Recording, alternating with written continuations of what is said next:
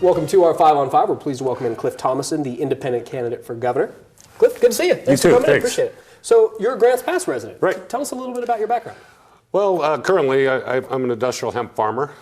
Previous to that, spent 8 years as a realtor, and that's really kind of it. I've been in Southern Oregon since 1971, so kind of been raised here. Okay, and this is your first run at state level politics. Is it politics in general? I made a run for county commissioner about 6 years ago, but this is the first run for state office. Okay, what made you want to get involved? Well, this is a special election. It's a 2-year term, and I think that what has happened in the last year and a half with the interim governor shows the wrong direction for Oregon. And I thought that, people wanted another choice. Independent, non-affiliated voters, make up almost the same amount of voters as the Democrat Party. So I think it can be competitive. Okay, and so, based here in Southern Oregon, I imagine you got to go with the numbers. You got to get people to change their minds or get them on your side, if you will. You're spending a lot of time traveling, a lot of time in the Portland area, I bet. Oh, yeah. I've been traveling all throughout the state to various events, debates, forums, just trying to get the message out of what I stand for. And I think it's refreshing to a lot of people because it's not the same Republican issues and the same Democrat issues. They're Oregon issues. Okay, and your website, I want to ask you, has the slogan, Make Oregon Great. What does that look like to you? In other words, what does Oregon need to be great?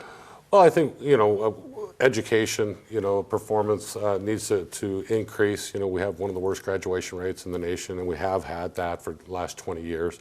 And I think we need more local control, on public education.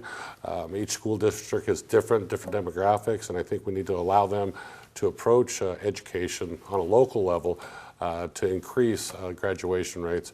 That's one of the biggest things. I think, having public safety in all counties, at the same levels is important. Josephine County, is hurting. Curry County, Douglas County, even Jackson County is going to be, hurting, or, it seems like it, with the lack of O&C timber revenues. So I think we need to find a way to get even the playing field, public safety statewide. Okay, very good. We're going to take a quick break. Yeah. We'll have much more in a moment. Stay with us. Welcome back to our 5 on 5. Again, we're here with Cliff Thomason, independent candidate for governor. So, Cliff, you've made the rounds. You participated in one debate with Dr. Bud Pierce and Governor Brown. Where do you, big question here, where do your views differ from theirs? Well, I think, I differ from Kate Brown on Measure 97, for example. I oppose it, though Bud Pierce does oppose it as well.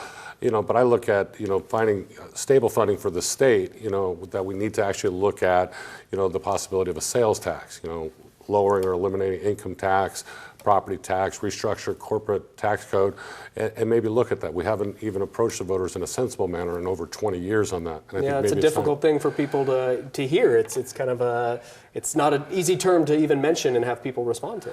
Well, but it's probably better than every 6 years coming out with some other new tax like Measure 97, Measure 66, and 67 6 years ago, passed. And we have our budget, keep increasing, but they keep wanting to have more. And I think it's time to look at something that's equitable amongst everyone. Okay, and if you were if you're elected governor and 97 doesn't pass, it looks like some cuts would be forced to happen. How would you lead that through the legislature? Well, and that is difficult. I think that a lot of the things that Bud Pierce proposes through restructuring and eliminating some duplicate jobs throughout the state is one way. But whatever we do, we need to stabilize and keep public education funding steady, and look at other programs that may need to be reduced. Okay, and we were talking, of course, you're a Grants Pass resident, and you've tried to focus a lot on rural issues, of course, familiar to our audience. How do you feel about the LNG pipeline? Well, I think that's something that probably won't ever happen. When you're looking at eminent domain, it becomes quite a boondoggle, trying to take people's lands. And I think that's something that probably won't happen. I support, jobs creation, that it would bring, but I think that the method that we have to do that just probably won't work. And numbers show you have a long shot, forgive me, at winning the election.